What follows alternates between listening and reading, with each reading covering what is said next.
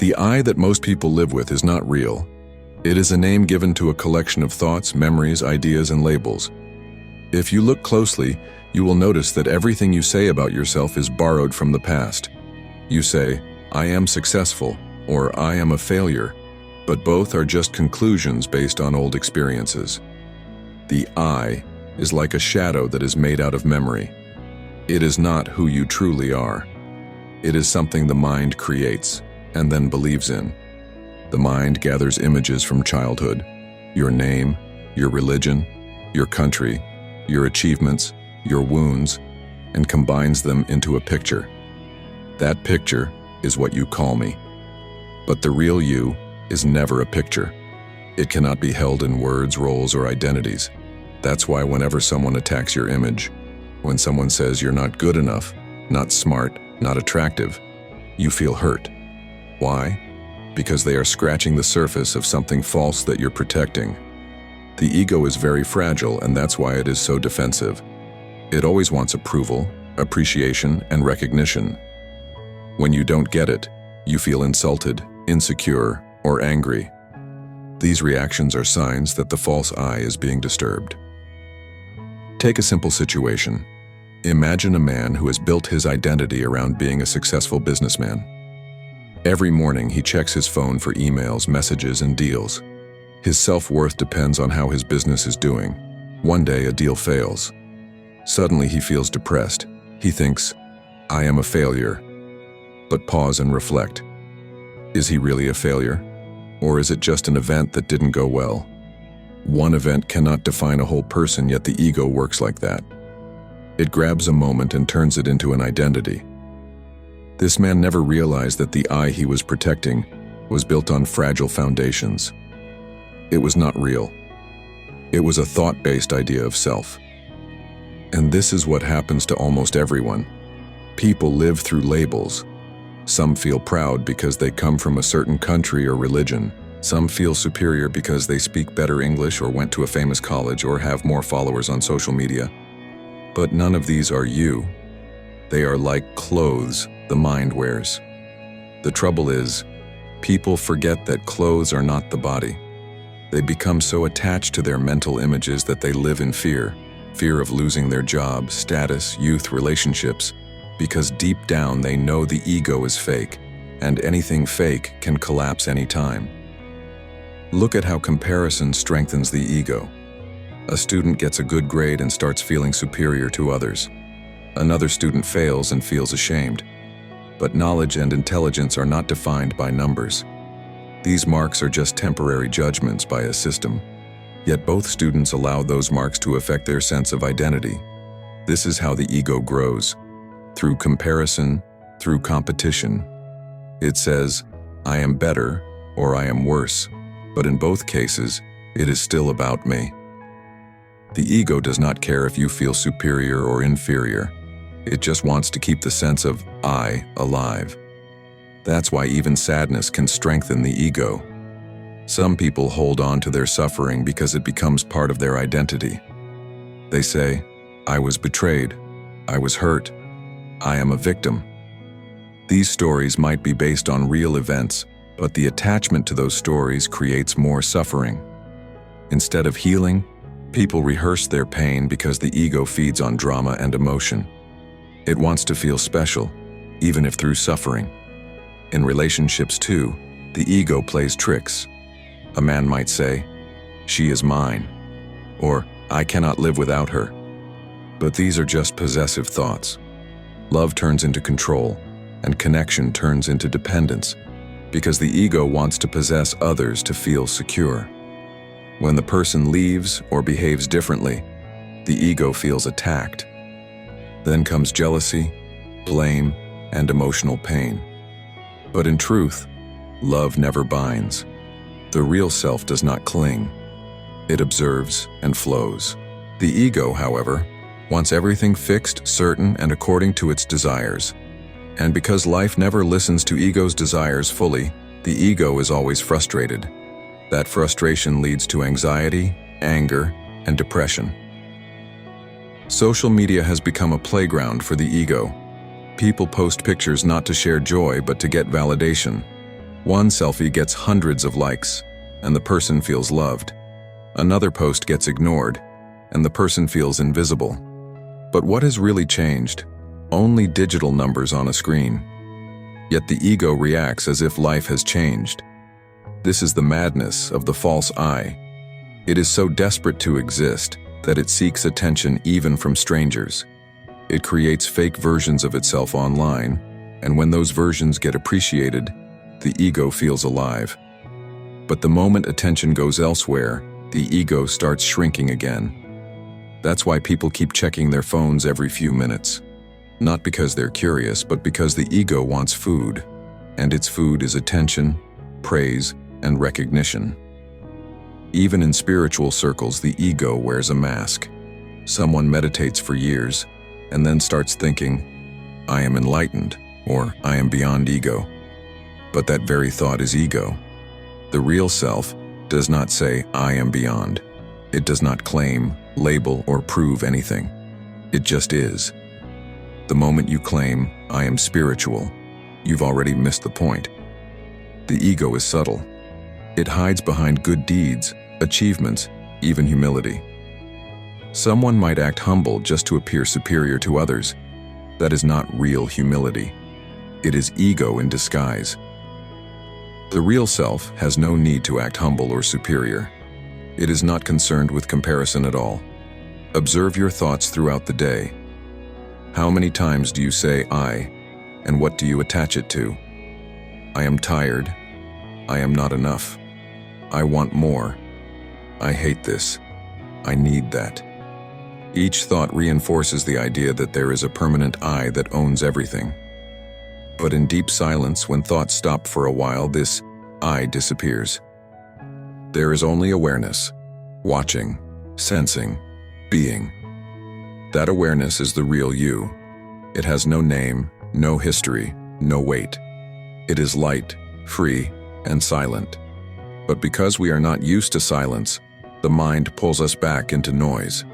The ego cannot survive without noise. It needs constant thinking to stay alive. That's why silence is not just peaceful. It is dangerous to the ego. In silence, the story ends. The labels drop. What remains is pure being. Many people ask, how do I get rid of the ego? But that question comes from the ego itself. It wants to get rid of ego to become superior. It says, I want to be egoless, which is another identity. The truth is, you don't need to get rid of the ego. You just need to see it clearly. Observe it without resistance. See how it functions, how it reacts, compares, boasts, complains, and clings. The very act of seeing weakens it. Not because you are fighting it, but because you are becoming aware. Ego lives in unconsciousness. Awareness is its death. Imagine sitting by a river. Thoughts are like leaves flowing on water. The ego is the voice that picks up each leaf and says, this is me. But you are not the leaves. You are the river itself, silent, flowing, and vast. The moment you stop identifying with the leaves, you return to your natural state. But this requires a deep inner honesty. You have to be willing to drop the story of who you think you are. And that can be scary. Because the ego has given you a sense of control and safety. But that safety is an illusion. In truth, you were never in control. Life was always happening. You were just watching. Look at children. They don't have a strong ego yet. That's why they are full of energy, joy, and presence. They don't hold grudges. They cry, laugh, forget, and move on. But as they grow, society teaches them to build an identity. Be this, achieve that, don't fail, look good, be liked. Slowly, a wall is built around their natural being. That wall is called personality. And personality is different from essence. Personality is what the world has told you to be. Essence is what you truly are, before the world told you anything. To return to essence, you must drop the mask. Not by force, but by seeing that it is a mask. A person who knows their true self becomes simple. They no longer try to impress others. They don't carry the burden of being someone. They speak truth without fear. love without condition, and live without resistance. Their actions come from silence, not from ego. They don't chase success but do what needs to be done. They don't compare because they know each being is unique. They don't cling because they trust the flow of life. This is not weakness. It is freedom. The ego thinks freedom comes from control, but real freedom comes from letting go. Life becomes light when the weight of I drops. You begin to see clearly. You no longer get trapped in petty arguments because you don't feel the need to defend a false image. You don't suffer from insults because there is no me to be insulted. You don't seek constant approval because you are rooted in your own presence. That presence is not arrogant, not passive, but alert and alive. It responds with intelligence, not with habit. It sees the beauty of the world without wanting to possess it. It listens deeply, feels deeply, and moves without conflict. The world today is full of conflict because egos are colliding everywhere. Nations fight over borders, people fight over opinions, families break due to pride, and friendships end because someone's ego got hurt. All these dramas come from the false I. If even a few people start living without ego, the world would become a different place. But that change must begin within. It begins by seeing that the I we have protected all our life is not our real self. It is just a story. And once you see the story, you are no longer trapped in it. In this seeing, something beautiful happens. Silence enters, peace grows. Not because you achieved something, but because you dropped what was not real. That is the true beginning of a life without fear, without comparison, without masks. That is the birth of the real you. When the false I drops, life doesn't become dull. In fact, it becomes more vibrant. The ordinary things, walking under the sky, listening to the sound of birds, feeling the wind on your skin, start to feel extraordinary. Why? Because you are finally present. The ego was always rushing toward something, toward success, toward the future, toward more. But now there is no one to rush. There is just awareness, resting where it is. That stillness brings a fresh sensitivity. You begin to see people not through labels, but with compassion. You don't see them as rich or poor, successful or failing, intelligent or foolish. You see them as human beings, confused, afraid, joyful, and seeking, just like you. That seeing is the birth of love. Real love is not emotional possession. It is understanding. It is when you no longer project your desires on others, but allow them to be who they are, without judgment or expectation. This transformation is not a theory. It is a lived reality for those who observe themselves. For example, imagine you're at work, and someone criticizes your idea in front of everyone. The ego immediately wants to react, defend, argue, or stay silent while feeling hurt. But if you are aware in that moment, you will notice the rising emotion without being controlled by it. You may ask, why am I hurt? What part of me is reacting? The answer will be clear. It is the image you hold of yourself that feels attacked. But you are not the image. You are the one watching the image being challenged.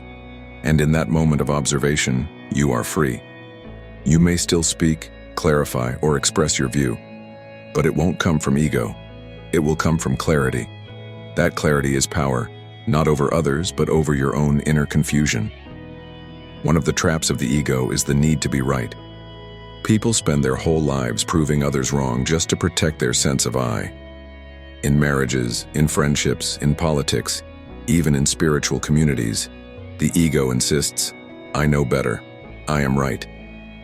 But truth is not about winning arguments. It is about seeing what is. If you are always trying to prove something, you are not listening. You are defending. And defense comes from fear. The fear that if your idea is challenged, your identity will collapse. But when there is no identity to defend, listening becomes natural. You listen not to reply, but to understand. That deep listening is rare. It can heal relationships, end misunderstandings, and create space for real connection. But the ego doesn't allow it. It interrupts, resists, and prepares its next argument. Silence is its enemy, because in silence, the ego has nothing to do. Look at how the ego creates roles. A mother starts to believe she is just a mother. A teacher believes he is just a teacher. A leader believes he must always lead. But these are roles, not identities. You can be a mother and still be free of the psychological label. You can teach without turning it into an ego trip. The problem arises when the role becomes the person. Then you get attached to the role and fear its loss. A mother whose children grow up suddenly feels empty. A retired man feels worthless. A celebrity whose fame fades away feels depressed. Why? Because the ego was built on roles and attention. When those vanish, the ego panics. But you were never the role. You were always something deeper, something that cannot be named, something that remains even when all labels disappear. Even health can become part of the ego. People say, I eat clean, I do yoga, I meditate every morning. These are good habits, but the ego can use them to feel superior. It compares even in wellness. It says, I am more disciplined, I am more awakened. This subtle pride is harder to detect because it hides behind good behavior. But if you observe carefully, you will see the inner movement of I seeking importance. The ego does not care whether it is rich or poor, praised or criticized. It just wants to be something. Anything is better than being nothing. But in truth, that nothing is peace. When you stop trying to be special, you begin to be real. You start to enjoy the small moments without the pressure to prove anything. Eating becomes sacred, breathing becomes a joy, work becomes play, and life feels whole. Fear is the fuel of ego. The fear of being nobody, the fear of being forgotten, the fear of failure. These are the roots of the ego's survival. Society doesn't help either. From childhood, we are taught to become someone great, someone rich, someone respected. So we keep striving, competing, comparing. But very few stop to ask, who is this someone I'm trying to become? If you ask that question deeply, you'll notice a silence inside, a space where the striving ends. That space is not empty, it is alive. It has no ambition, yet it is full of energy. That is your real nature, not ambition, but awareness. You can see this in children before they are shaped by society. They don't plan their future. They don't pretend.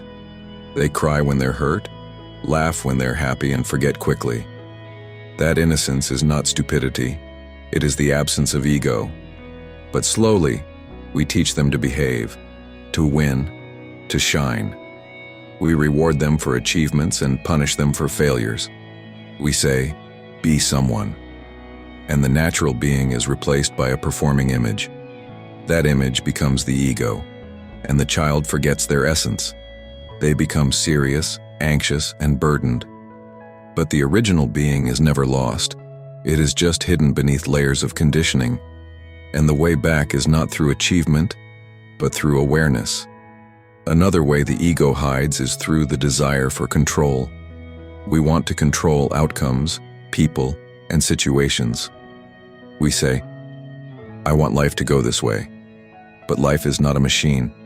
It is a river. The ego wants fixed roads. Life offers flowing waters. The more you try to control, the more tense you become. The more you let go, the more peaceful you feel. Surrender is not weakness. It is intelligence. It is knowing that the false I cannot control the whole universe, and it doesn't have to.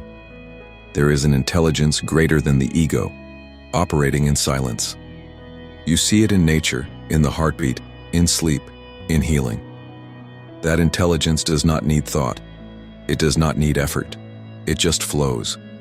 And when you align with it, life takes care of itself. People ask, who am I without my name, my job, my story? The mind gets scared when it can't answer that. But that fear is the door. Enter it. Sit silently and feel what remains when all thoughts drop. You will not find an answer. You will find presence. That presence has no boundaries, no desires, no fear. It is not masculine or feminine. It is not young or old. It just is. And from that isness, real action flows. You don't have to become something. You only have to return to what you already are. That returning is not a journey in space, it is a falling inward. And the more you fall inward, the lighter you feel. The ego is heaviness. Awareness is lightness. Think of a time when you felt completely at peace. Maybe during a walk or while listening to music or watching a sunset. In that moment, the I was absent. You were not remembering your past or worrying about your image. You were just there, fully. That shows the truth. Peace comes not from the ego's achievement, but from its absence. Yet the ego fools us daily. It says, when I get more, I'll be happy. So we chase. But even after success, the ego feels insecure. Why? Because the ego cannot be satisfied. It is always hungry. It is like a hole that cannot be filled. The more you feed it, the more it demands. But if you turn inward and see the illusion, the hunger ends. And when the false I fades, what remains is love. Not romantic attachment, but a deep sense of unity. You feel connected to all beings, not because of belief, but because the walls of ego have fallen. You no longer see yourself as separate. You see the same life beating in every heart. That seeing changes everything. You don't need to preach kindness. It flows naturally. You don't need to force forgiveness. It arises on its own. You don't need to act spiritual. You simply live with presence. That is real transformation. It doesn't come through books or practices alone. It comes through insight. And insight comes through observation. So observe. Watch the ego in action. Don't condemn it. Just see it. See how it craves attention. See how it reacts to praise or blame. See how it builds images and protects them. The more you see, the less power it has. And one day, it becomes like an old habit that you no longer follow. You live without the need to be somebody. You live without the fear of being nobody. You just live. And that life is free, not because of what you have, but because of what you have dropped. And slowly, something beautiful begins to unfold. When the ego fades, you don't become weak, you become real. Without the constant noise of I, there is space inside you, like an open sky. In this space, intuition blossoms. You begin to sense things deeply, not through thoughts but through silence. Decisions become effortless. You don't need to overthink every step. Life starts guiding itself. The intelligence of the moment takes over. It is not mystical, it is simply natural. But the ego never allows this to happen. It constantly interferes, doubts, analyzes, and pushes. It doesn't trust life. It only trusts control. But real living begins only when control ends. Look at the world around you. So much suffering, not because there isn't enough to eat or live, but because there is too much ego. Nations fighting over borders, religions killing in the name of truth, families torn apart by inheritance or opinions. People insult each other online just to feel superior for a moment. Why? Because the false I thrives on separation. It feels alive only when it is in conflict, when it says, I am different, I am better, I am right. But this separation is poison. It isolates people in the name of identity. And then everyone becomes lonely, even in a crowd. They wear masks, they smile, they succeed, but inside, they are empty. That emptiness is the cry of the real self waiting to be seen again. The ego also loves drama. It wants to be the hero, the victim, or the villain, anything that keeps the story going. But when you watch it carefully, you'll realize that all these roles are just costumes. Beneath them is something quiet and untouched. That stillness has no story. It doesn't need one. It simply is. And from this stillness, a new kind of intelligence arises. An intelligence not born of memory but of awareness. It sees without distortion. It acts without motive. It loves without condition. This is the beginning of a new life.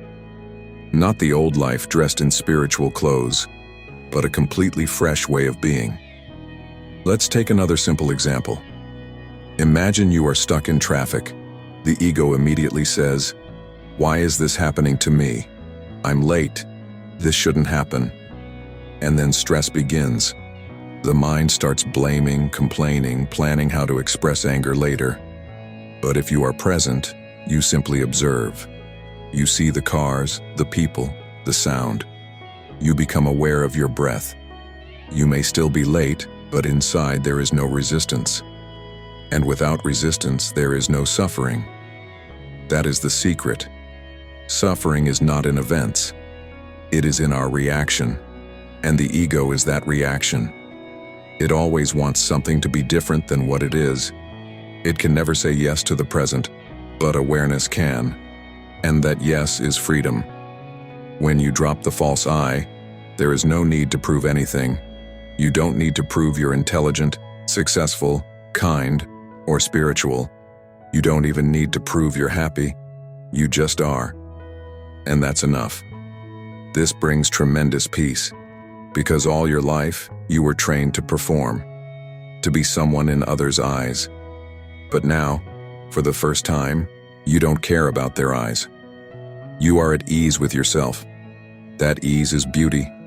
That ease is wisdom. And in that ease, you become sensitive, not weak, but open. You feel the pain of others, not as a burden, but as a connection. You don't turn away, you don't judge, you simply understand, and from understanding, true action is born.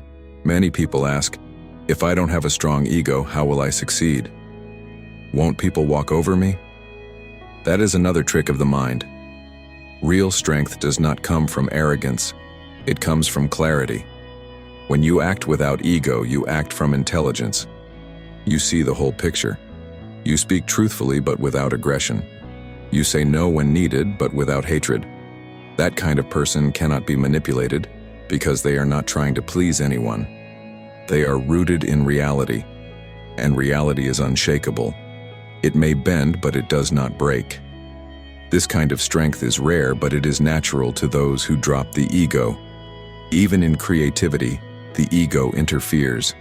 It says, write something great, create something unique, be famous.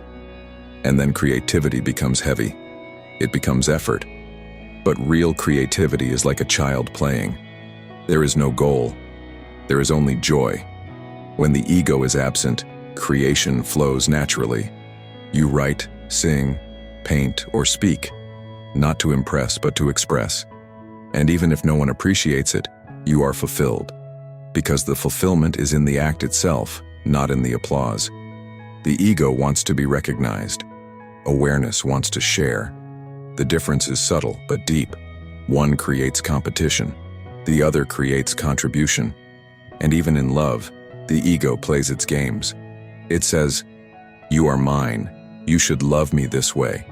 You should never leave me. And love becomes bondage. But real love is not a prison. It is a mirror. It reflects your deepest self. And if you are truly in love, you allow the other to be free, even if that freedom means they walk away. The ego cannot do this. It clings. It fears abandonment. But love is fearless. Love is not about holding tight. It is about letting go, again and again, with trust. This trust is only possible when the false I is quiet. Then love becomes a sacred presence, not a transaction. And what about failure? The ego cannot handle failure. It takes it personally. It says, I am a failure. But failure is just an event, not an identity. You tried, it didn't work. That's it. But the ego turns it into shame, guilt, regret. It keeps repeating the story so that you remain small, afraid, and cautious. But when you see the ego clearly, failure becomes learning. You don't cry over it. You grow from it. And slowly you realize that life is not about being perfect. It's about being present. It's about falling, learning, rising, not as a performer, but as a witness. In that witness, even failure shines. Look at the way the ego holds on to the past. It keeps old wounds alive. Someone insulted you years ago, and it still hurts. The ego doesn't forget because it feeds on that memory. But memory is not truth, it is a recording.